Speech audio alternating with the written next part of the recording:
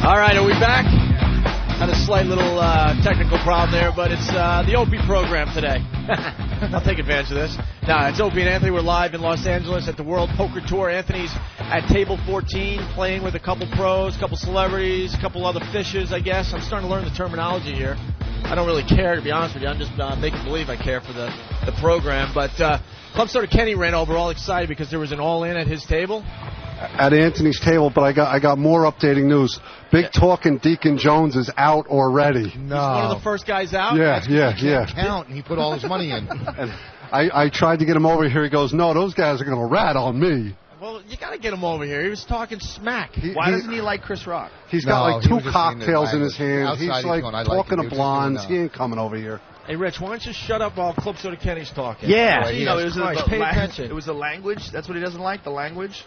Yeah, I'm sorry. Mr. Rogan asked me a question. I'm sorry. And Club Soda Kenny was talking.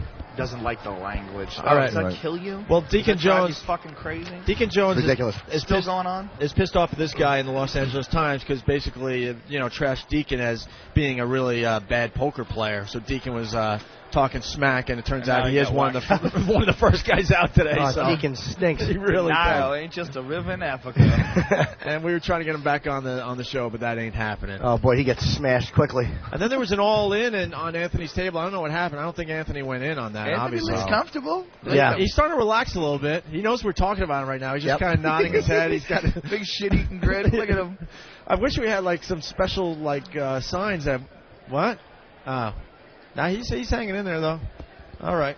We got Rich Vos at the broadcast center here. He brought his lovely fiancée, Rich. Rich Bonnie? Yeah. Rich Bonnie McFarlane. Rich got engaged. Well, you laughing. Look at the beautiful rock on her hand. She's a very attractive lady. She's beautiful. Very funny, too. Very funny, a great writer. Mm-hmm. I'm a lucky man. All right. You're a really romantic guy, too, the way you did it. That was really nice. Yeah, I took her to the diner. Yeah, why don't you tell Joe how you did this whole thing? She flew in from L.A. Yeah, she flew in from L.A. I knew my friend was Sunday night, right before Valentine's Day. And I knew my friend was selling a ring because his engagement fell apart. So I went to I was at a 12-step meeting, and I saw him there Sunday night before going to the airport. I said, "Do you still have the ring?" Because I was planning on getting it anyhow. Sure. Right. So he had it. So we ran to his house, and I went back to my house and got the cash. Because I keep that kind of money around. I headline. And well, $500. A lot of people have that around. So I got the ring, and I picked her up at the airport, took her to the diner, had some turkey burgers or whatever. Right. Then I checked into a Best Western hotel, and I busted out the ring. Yeah, but I already bought her diamond earrings, and I wanted to return those. I figured since I got the ring, why should I give her both? Well, like an idiot, I gave her both.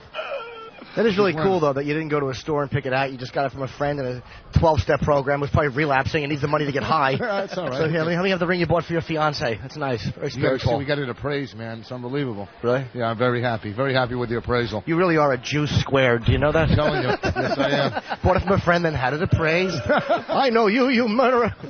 I just got a note from Ben. What's going on, Ben? Anthony continues to fold. He's just folding every hand, huh? Yeah. I can't wait to get the inside scoop on this whole thing from him. Deacon's just getting hammered. He's shit-faced. What? No, he's talking to blondes. We can't get Deacon back over here? Maybe when he finishes a couple drinks, we'll work on him. Yeah, is he knocked out already? Yeah. Are you listening? Yeah, but I didn't know if it was real. It could have been somebody else that looked like him. Oh, no, That's true. Scatman Crothers might have got knocked out. Who knows the difference? Yeah. You didn't go there. Or Lou Rawls, like you said earlier. He looks like a lot of people, The best part of Deacon coming over here is Jim's like, who the hell is this guy? And he heard Jim say that. That's half the reason he was attacking you. Like, who the hell is this guy? When he first walked over. Something like that. You didn't recognize Deacon Jones? No, I don't. That major weight loss. I don't even really know who Deacon Jones is. I've just been playing along. Just a big football player. From the Rams, the fearsome I don't watch foursome. football. I knew his name because he's a legendary player, but I would never have known the face. You can't be bothered with football? I don't like football. Why? I really only watch fighting. I watch like the UFC, Ultimate Fighting, and boxing. That's the only thing I watch. I get bored with sports. To me, the only thing that matters, like the score and everything, it doesn't mean anything. Like a ball goes into a hole, that doesn't mean anything. That's to me, it's like a guy dropping his cell phone. But if a guy beats a guy's ass, that's exciting. I'll tell you one thing. I don't know. I finally found my line because I was into the UFC for a little while, checking that out.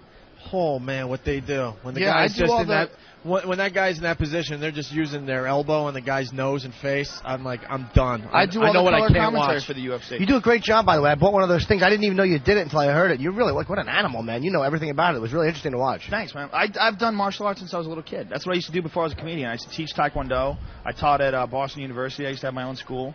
And I used to kickbox.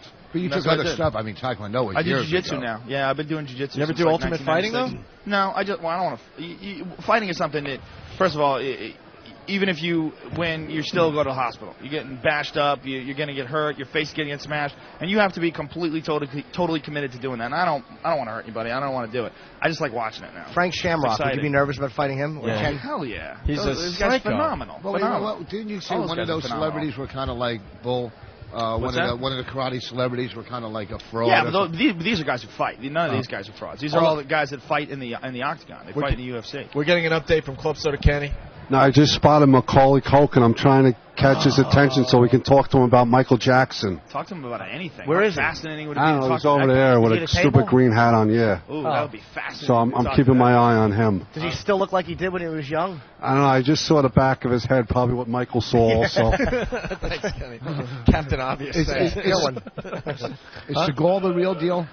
Oh, who knows? Probably not. Even if he was, the martial art that he does is Aikido, and there's a lot. Before the Ultimate Fighting Championship came around, there was a lot of confusion as to what was really effective. Like people who did karate, they thought their style was the most effective. People who did judo thought their style. Everybody thought what they were practicing was the most effective, but really, it's little pieces and percentages of all of them mixed together, and that's what it is now. It's mixed martial arts. And when the Ultimate Fighting Championship came along, they said, "Look, let's find out what's better. Let's put everybody in a cage, and you have a grand prize, and the best guy wins it." And we found out a lot of stuff that people have been practicing for thousands of years was almost totally fucking useless in a real fight situation. And that's what fighting is. That's what martial arts is supposed to be about. It's supposed to be martial. It's supposed to be about war, about combat with your body. And there's a huge percentage of it that's just completely fucking useless. And they didn't figure that out. So, what is Segal good at Aikido? Yeah. Is Aikido good as a martial art? No. No, it's a transference of energy martial art. It's like a guy commits to you and you throw him on the ground. I mean, basically the idea was Aikido was invented so that if a guy has a sword and he loses his sword in combat, he can defend himself against another guy with a sword. Where the guy commits to you, you use his energy against him. But that doesn't work against a guy who knows how to fight. He'll fucking strangle you. You use I just got to get a hold of you. All a guy has to do is get a hold of you. Get a hold of you, control your body, and choke you unconscious. Aikido is good, I think. If Kelly LeBrock comes at you too hard, you want to smash your head into a wall. That's what Aikido is. Or smash your cock into her mouth. We had Tito on the show. Tito Ortiz. Oh, yeah? And, get Steve over here, man. Oh, that's when he choked that guy out. Yeah, that's right. I heard about that. Listen to our show a lot. Well, you know what, dude? I didn't. I heard about it from the UFC. I couldn't listen because I was living in L.A. Oh, okay. But I heard about it. Steve. Yeah. We're, Joe does the UFC and all that. And, and Tito choked you? Yeah, in 12 seconds I was out. Bad motherfucker. But I bow to Steve that he even took him on. Yeah, I was. I mean, you were grappled with him for real? I was a good 140 pounds heavier too. Oh, 140 pounds heavier. Steve agrees to let Tito go at it with him, and it was right before a big fight, right? Yeah, he was in town promoting the fight, and Tito's like, and we're like, Tito, seriously, Steve's a bouncer and stuff. He sort of can handle himself. Go for it. Just don't kill him. Right. Right, and it was freaking scary how fast he got you out. He's a brutally strong dude. That guy, very strong, and he's professional fighter. The guy trains 5 hours a day. He's legendary for his conditioning. Within 10 seconds, he was on my back and had me in a sleeper hold, and you could feel just the air leaving. And before I went unconscious, I just tapped, and that was it. Tough motherfucker. Really?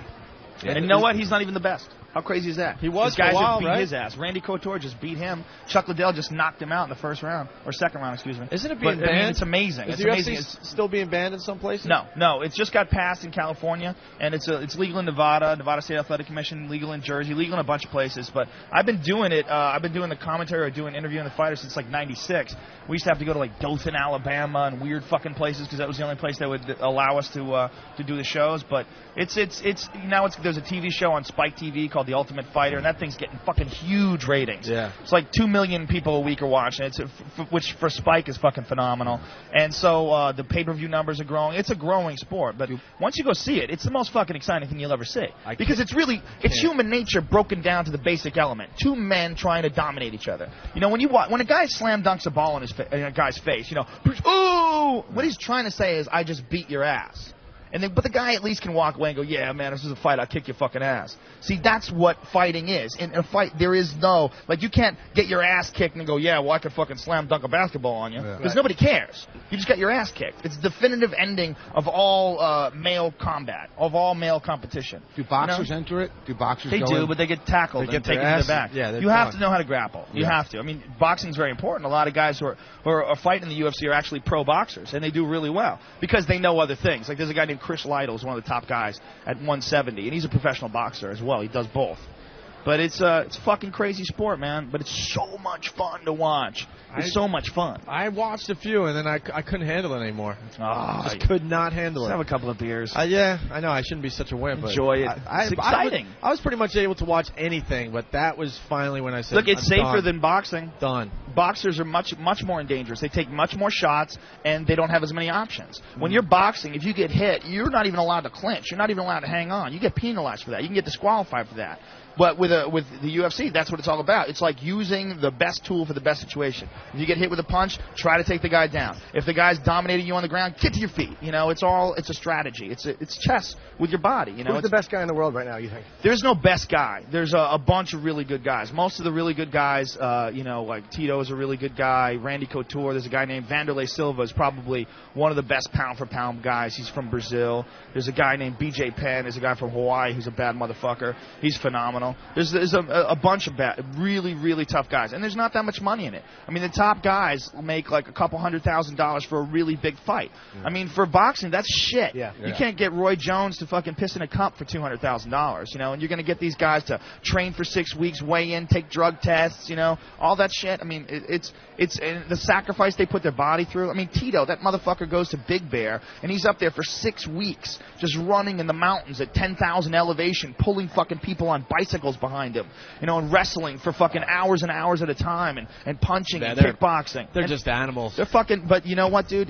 When they're there, when they're competing, it's the most exciting thing in the world. When two of the best guys at fighting, when you see two guys that are fighting for like the UFC heavyweight title or the UFC middleweight title, those are the toughest motherfuckers in the world. Period. There's no one better than them at that level. See, I'd rather see how tough they are because they're both so good. It's fairly even. I'd rather see one of them just beating up a scrub.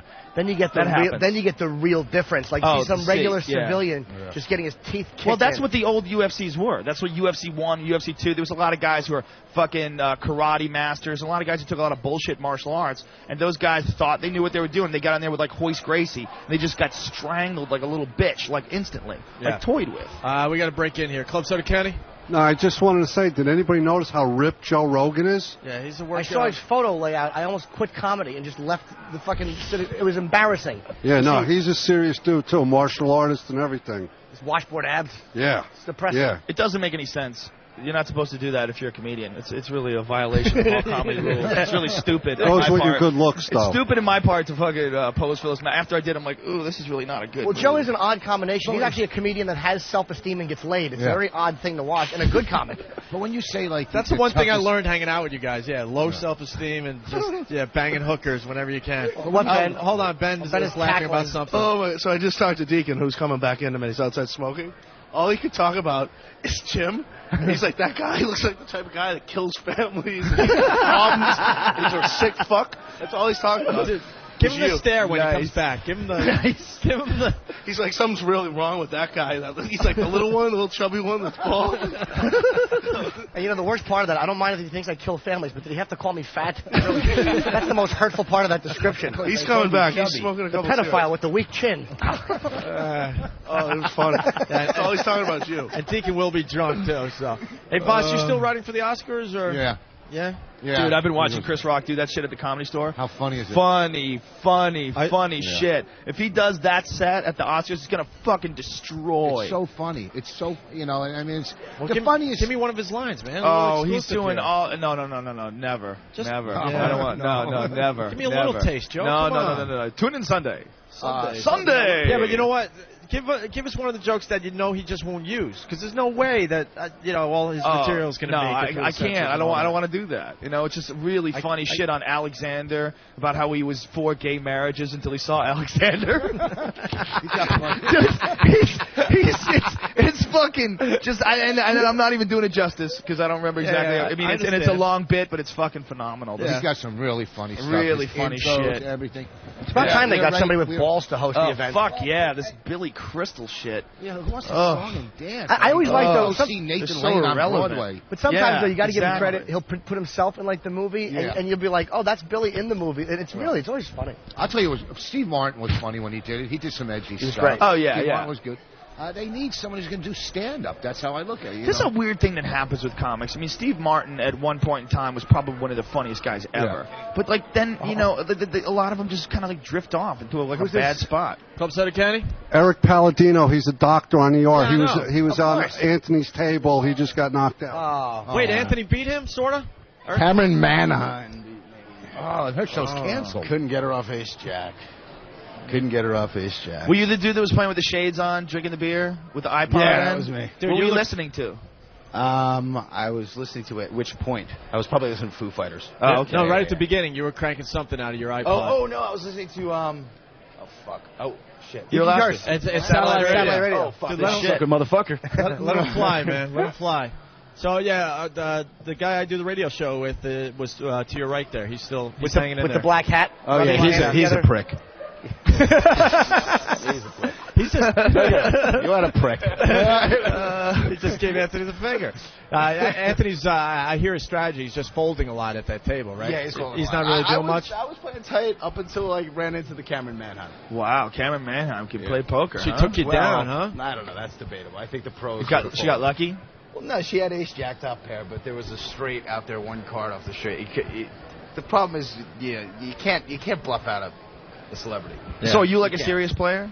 I just won my first tournament Monday night at Hustler. Wow. Oh, wow. The Hustler tournament. So this master, so you know who that Master Mid guy is? Yeah, you know who that guy is? That's pretty. He's a famous guy. He's pretty good. I took out Phil Hellmuth last night at a tournament. Is he a big guy? Yeah.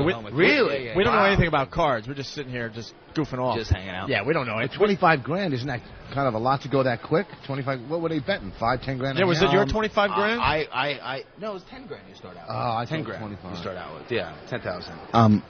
Yeah, and then I was up to like 12, and unfortunately I played a little too aggressive. Too aggressive. So you played in tournaments before. I've never played in a tournament, but a friend of mine play aggressive. A buddy of mine plays a lot of poker. From the beginning. And he was saying that a lot of times aggression in a certain situation is just something that like it works. I mean, put it this way: if I played that way, right?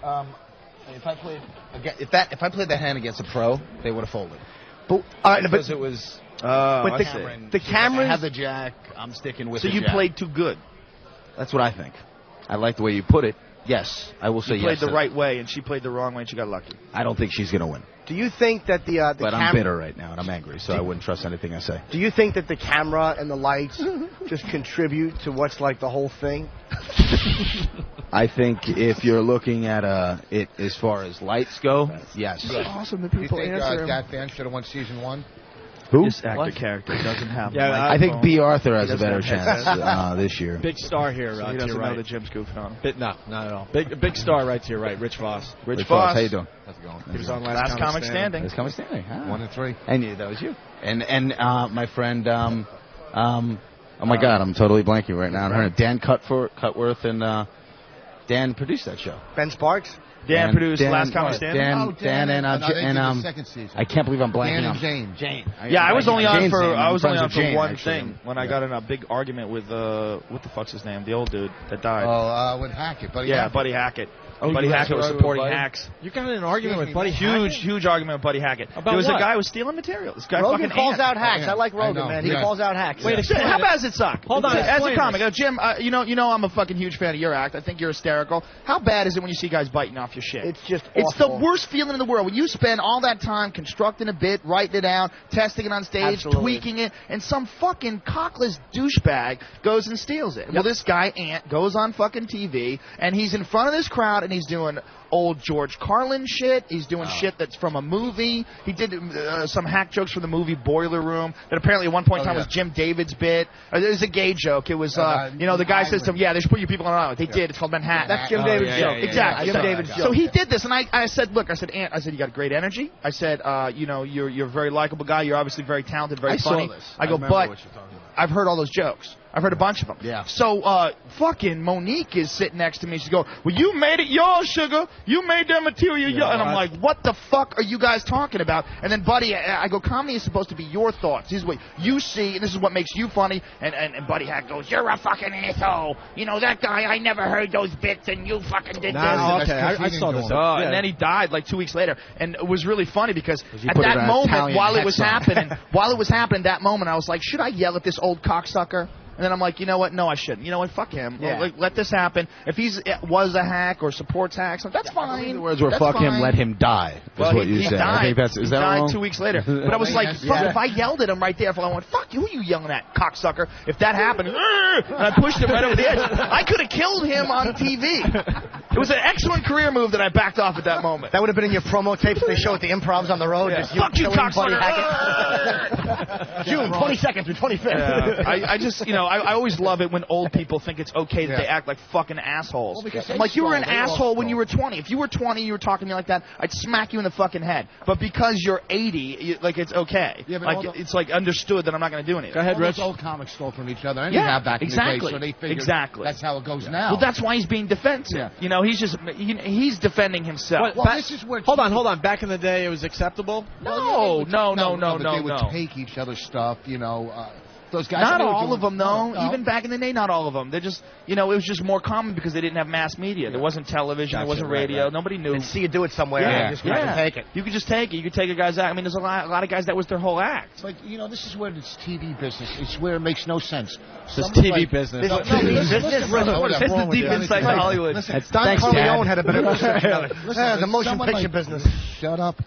Here's the thing. Someone like Ann, who is talentless, is hosting a show on VH1. Is he? Well, you know what? Here's the thing. He's not talentless. He's not talentless. Who? I don't think he's talentless. I think he's a very good performer. He's a very entertaining guy. He's got a lot of energy. He commits to what he does. He just doesn't, he's not smart enough to write jokes. So he takes other people's shit and does it, and I can't respect that. But I do think that he's a talented guy. I just think he's going about it the wrong way. And a lot of guys, when they start out as open mic night, I've seen it many times, guys like bite a little. And I remember early in my career, I sounded like other guys. Like I'd tell a joke, and I go, ooh, that sounded like fucking Rich Jenny, or that sounded like, and you're like, it's part of the process of growing. But the guys who make the big mistake to go off the wrong path is when you start stealing. Yep. And it's very tempting.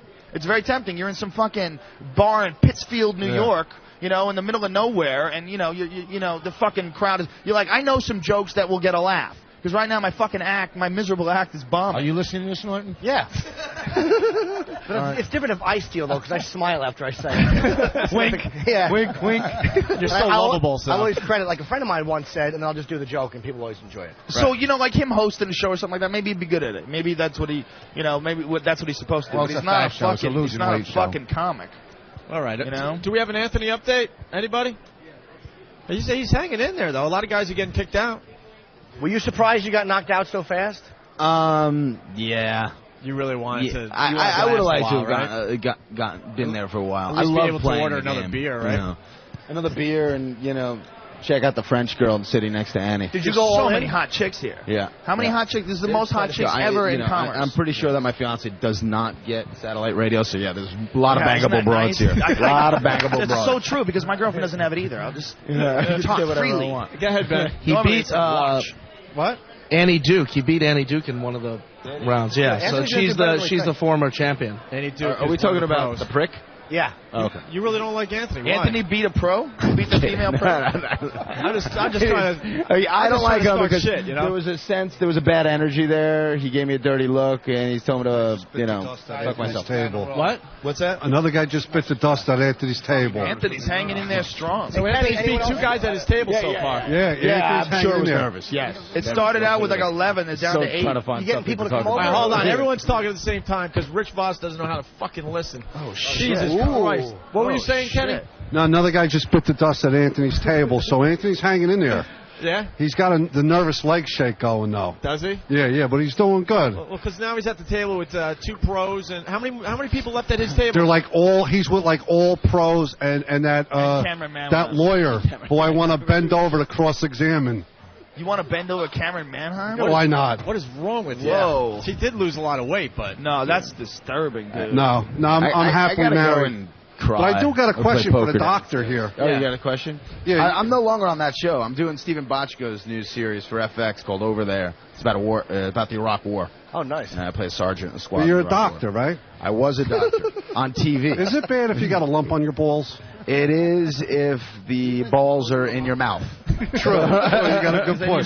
That's what he went to medical school for. Yeah, how many people ask you medical crap because they saw you on the show? That's funny. You know, I mean, not really. I mean, and I don't really know. CBC Chem 20, type of cross for 4, cross table, C-spine, chest and pelvis, aorta. We'll pick up the pace in 10 minutes. This patient will have chest tube, Foley, NG, and flame films. In 15 minutes, it'll either be Do you CT ever or like the meet OR, a chick I'm in in, like Vegas thoraceal. and tell her that you're I do that, actor? and then I'm in.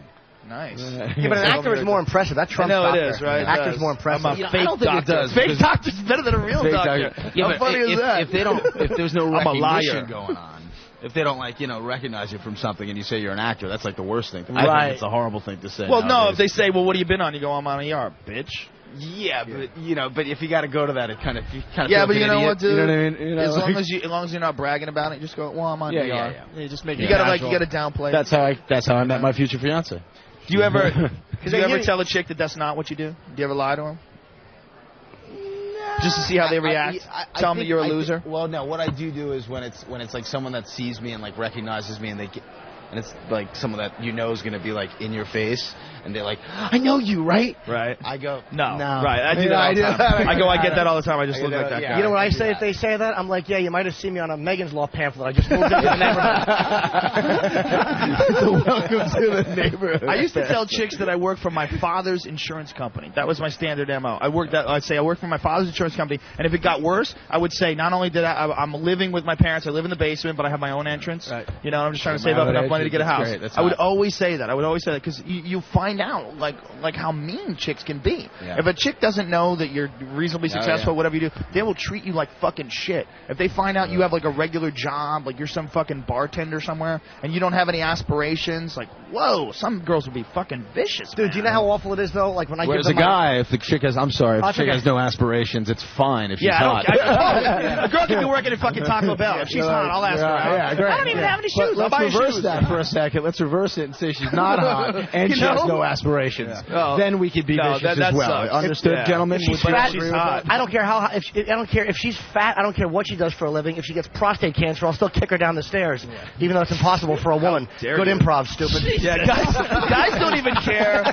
Guys don't even care a little bit. You could be a multi-millionaire and a chick could be just totally broke, and you don't give a fuck. I don't even have a cell phone. Tell me what time to knock on your door. Let's do this. Let's take a break. Yeah. Okay. And we'll check in. Gentlemen, it was very nice together. meeting all you guys. A pleasure, bro. Nice meeting you too, man. All right. And, we'll be back from the World Poker Tour. It's the Opie and Anthony program live.